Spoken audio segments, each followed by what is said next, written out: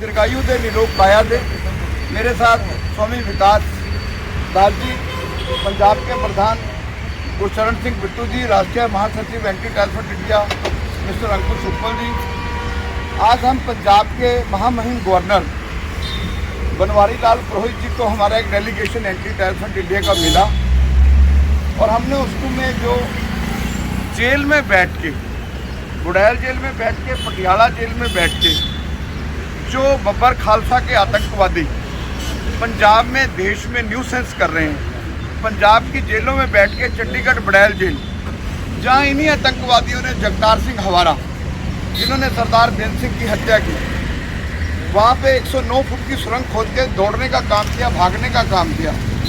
ये देशद्रोही हैं, इनके स्लीपर सेल पूरे देश में एक्टिव हैं। अब ये पंजाब के आतंकवादी बब्बर खालसा के लोग, खालिस्तान के लोग, जैसे पहले अमृतपाल एक्टिव हुआ, इनके साथ अब पाकिस्तान की ISI भी इनके साथ है। तो आज हमने मोटी सी मांग ये रखी गवर्नर साहब के आगे कि चंडीगढ़ में जो बुड़ैल जेल से एक चिट्ठी रिलीज हुई, जो नेशनल मीडिया में पब्लिश हुई, उस चिट्ठी में चैलेंज किया गया अमित शाह को, देश के गृह मंत्री को, जो देश की एकता और अखंडता को, हम तो उनको, हमारा संगठन एंटी टैरिफ इंडिया तो उनको सरदार पटेल मानता है, उनको चैलेंज किया गया कि हमने सरदार बेन सिंह को मार के कोई गुनाह नहीं किया, हमने कोई गलती नहीं की। एक कॉन्स्टिट्यूशनल पोस्ट पर बैठ के एक मुख्यमंत्री की सिविल सेक्रेटरी एक्ट में RDX लगा के मानव बम बन के दिलावर सिंह द्वारा हत्या की जाना, और उसके साथ और कितने परिवार शहीद हुए, और ये जेल में बैठ के आतंकवादी थ्रेट कर रहे हैं देश के गृह मंत्री को। वो चिट्ठी कैसे आई? जेल के सुपरिटेंडेंट ने उसको सेंसर क्यों नहीं किया? वो मीडिया तक कैसे पहुंची? इस सबकी हमने जांच की मांग की। दूसरी, बुड़ैल जेल के आतंकवादी जगतार सिंह तारा को और परमजीत सिंह झोरा को तिहाड़ जेल में शिफ्ट किया जाए, और इनकी कोई मुलाकात, जो जेल मैनुअल की मुलाकात है उसके मुताबिक इनके परिवार की मुलाकात करवाई जाए। SGPC शिरोमणि गुरुद्वारा प्रबंधक कमेटी के लोग जो इनको मिलते हैं उनके ऊपर बैन लगाया जाए, क्योंकि एक माहौल ख़राब करने की पंजाब में फिर आतंकवाद लाने की साजिश है, जिसे किसी कीमत पर भी एंटी टैरिफ फ्रंट इंडिया बर्दाश्त नहीं करेगा।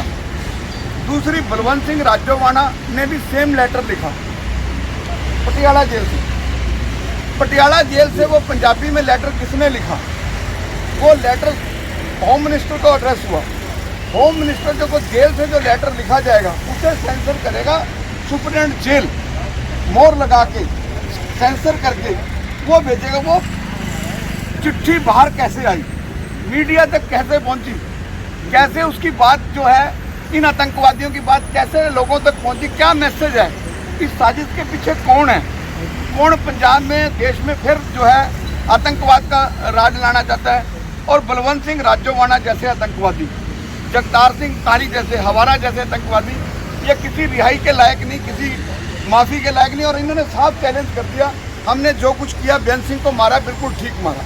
बेन सिंह के साथ कितने निर्दोष लोग मारे गए। ये वही हवारा है जिन्होंने भजन लाल को भी, जिस भजन लाल ने हरियाणा में आतंकवाद जब पंजाब में चरम सीमा पर था, वहाँ पंजाब को सेफ रखा, इन्होंने अमेरिका जाकर भजन लाल पर RDX लगाई, जो फॉर्मर चीफ मिनिस्टर थे।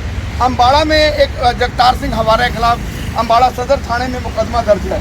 अम्बाड़ा हिसार हाईवे पर भजन लाल के ऊपर मुख्यमंत्री होते उन्होंने RDX लगाई। उस इशू को भी हमने अंदर उठाया कि उस FIR को दोबारा जो है उसकी जांच की जाए। और वहीं बलवंत सिंह राजोवाणा को सुपरिटेंडेंट, दोनों सुपरिटेंडेंटों के खिलाफ कार्रवाई। बलवंत सिंह राजोवाणा को, इनकी कोई माफ़ी नहीं। आतंकवादियों की कोई धर्म नहीं होता, कोई इनका कोई मजहब नहीं होता, ये किसी के भाई नहीं होते।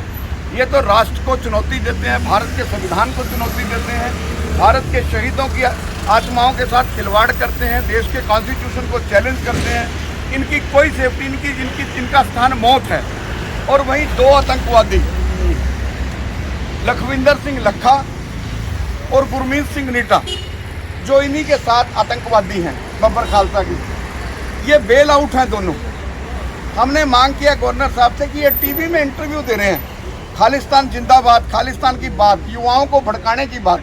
हमने मांग की है कि इन आतंकवादियों की बेल कैंसिलेशन के लिए हाई कोर्ट के अंदर मूव किया जाए।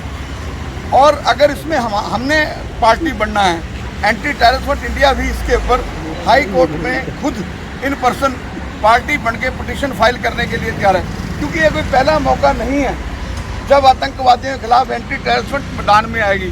2004 में जब बड़ैल जेल ब्रेक हुआ, मेरे इसी संगठन एंटी टेररिस्ट इंडिया ने हाई कोर्ट में PIL फाइल की, जिस पे लैंडमार्क जजमेंट आई। Justice BK Roy, then justice BK Roy की बेंच ने फैसला दिया। फिर ये बब्बर खालसा के आतंकवादी हवारा एंड पार्टी दिल्ली तिहाड़ से चलते थे, चंडीगढ़ तक करोड़ों रुपए का सिक्योरिटी खर्च होता था। 8 में फिर मैंने PIL फाइल की कि इनकी VC हो, वीडियो कॉन्फ्रेंसिंग से सुनवाई हो, वो भी अप्रिशिएट हुई, अलाउड हुई, वो भी मेरी PIL थी। जरनैल सिंह भिंडरावाला का साहित्य बिखरा था पूरे पंजाब में, पोस्टर, होर्डिंग, बोर्ड, स्टिकर, मैंने वो PIL पाई कि पंजाब में फिर भिंडरावाला की सोच, जैसे अमृतपाल सिंह ने भिंडरावाला की सोच का पंजाब बनाने की कोशिश करी, वो हाई कोर्ट ने 2009 में DGP पंजाब को आदेश दिया, वो भी मेरी PIL थी। स्पष्ट है कि एंटी टेररिस्ट इंडिया किसी कीमत पर भी देशद्रोहियों को अपने मंसूबों पर कामयाब नहीं होने देगा। और बहुत इंपॉर्टेंट बात कि जरनैल सिंह भिंडरावाला एक आतंकवादी है। एक आतंकवादी के चित्र देश के गुरुद्वारों में, विश्व के गुरुद्वारों में नहीं होने चाहिए। अगर गुरुद्वारों में किसी के चित्र लगाने हैं, ये पो के महीना चल रहा है, माता साहबजादों के चित्र लगाओ, गुरु गोविंद सिंह जी के चित्र लगाओ, गुरु तेग बहादुर के चित्र लगाओ, माता गुजरी के चित्र लगाओ। आतंकवादियों के चित्र लगाकर जो अमृतसर दरबार साहब के अंदर आतंकवादियों के चित्र लगाकर, गुरुओं ने बड़ी कुर्बानी दी है। हमारे सिख गुरुओं ने इतनी बड़ी बड़ी कुर्बानियाँ दी हैं जिसको भुलाया नहीं जा सकता। जो आज मैं तिलक लगा के खड़ा हूँ, जो आज मैं जनेऊ डाल के खड़ा हूँ, जो गुरु जी खड़े हैं हमारे विकास दास जी, ये अगर गुरु तेग बहादुर ने कुर्बानी ना दी होती, 10वें गुरु ने कुर्बानी ना दी होती, अपना सब कुछ वारा ना होता, तो ना सनातन होता, ना हिंदू होता, ना ब्राह्मण होता, ना मेरा तिलक होता, ना जनेऊ होता। तो भिंडरावाला के पोस्टर उठाने की हमने मांग की है और इन आतंकवादियों को शिफ्ट करने की मांग की है, जिस पर गवर्नर साहब ने इसकी उच्च कार्रवाई के लिए DGP पंजाब को आदेश देने के लिए हमें आश्वासन। कोई आपका सवाल हो तो बताइए।